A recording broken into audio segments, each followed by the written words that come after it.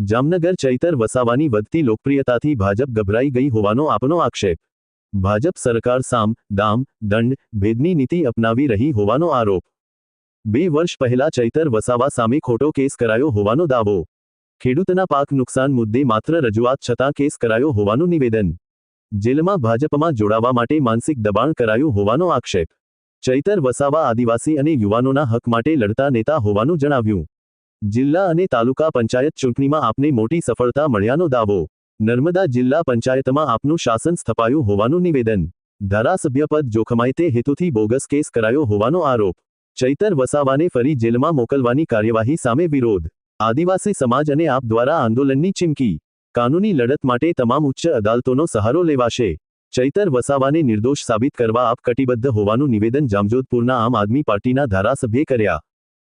છેલ્લા ઘણા લાંબા સમયથી ખાસ કરીને આમ આદમી પાર્ટી અને એમાંય ચૈતરભાઈ વસાવાની વધતી જતી લોકપ્રિયતાથી રઘવાઈ બનેલી ભારતીય જનતા પાર્ટીની સરકાર દ્વારા એનકેન પ્રકારે પાર્ટીને તથા પાર્ટીના નેતાઓને તોડવાની કોશિશો કર્યા કરે છે.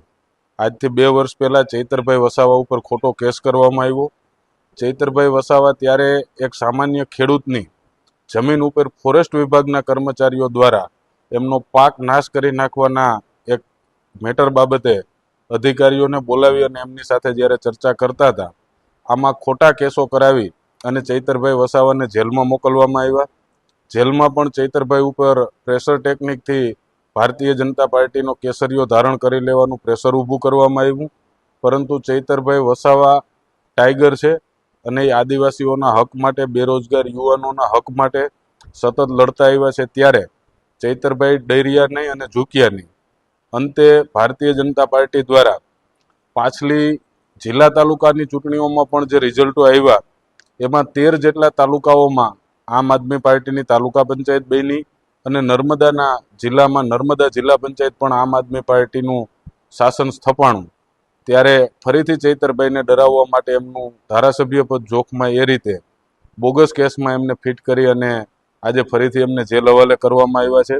આગામી સમયમાં સમગ્ર આદિવાસી સમાજ, ગુજરાતના લોકો અને આમ આદમી પાર્ટી રસ્તાઓ ઉપર આવીને લોકશાહી બચાવવા માટે થઈ અને તમામ પ્રયત્નો કરશે.